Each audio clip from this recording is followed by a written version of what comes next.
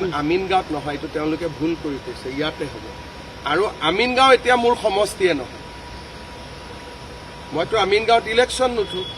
তো লুৰিণজ্যোতি গগৈ আমিনগাঁৱত গ'লে কিয় বেয়া? আমিনগাঁৱতো অসমৰে জেগা, ক'ত যাব লাগে? জনিয়াত নে বাঘবৰত? ডিব্ৰুগড়ত বনোৱাটোৰ কাৰণে তেওঁ কিয় মোক ধন্যবাদ নিদিয়ে? এই লুৰিণজ্যোতি গগৈ কি মানে? 900 শ্বহীদক, 860 শ্বহীদক কংগ্ৰেছে মাৰিলে।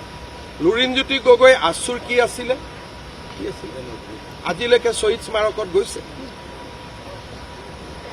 এটা ফেচবুক পোষ্ট দেখা পাইছে লুৰিণজ্যোতি গগৈ শ্বহীদ স্মাৰকত যোৱা? এওঁলোকে কেতিয়াবাই বিক্ৰী হৈ গ'ল। আজি কেইদিন হ'ল লুৰিণজ্যোতি গগৈক শ্বহীদ স্মাৰকত যোৱা দেখিছে? কেতিয়াবা আন্দোলনৰ শ্বহীদৰ কথা কোৱা দেখিছে? যি ইন্দিৰা গান্ধী, ৰাজীৱ গান্ধীয়ে আমাৰ ল'ৰা ছোৱালীক হত্যা কৰিলে, তেওঁ লুৰিণজ্যোতি গগৈ আছুৰ জেনেৰেল ছেক্ৰেটাৰী ক'ত গ'ল? কংগ্ৰেছত গ'ল। আমাকতো আছুৱে এক্সপেল কৰিছিল।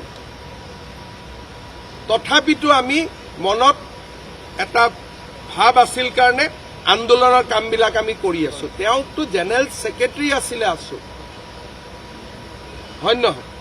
গতিকে তেওঁতো যাব লাগে এদিন শ্বহীদ স্মাৰকত, যাব লাগে নে নাই? গতিকে আপোনালোকে তেওঁক ৰিকুৱেষ্ট কৰিব যে একদিন গৈ চাই আহক শ্বহীদ স্মাৰকটো। মইতো বহুত দুখ পাই আছো যে লুৰিণজ্যোতি গগৈ আৰু তেওঁৰ যিবিলাক উপদেষ্টা কোনো এজনো যোৱা নাই তাতে। যাব লাগিছিল নে নাই?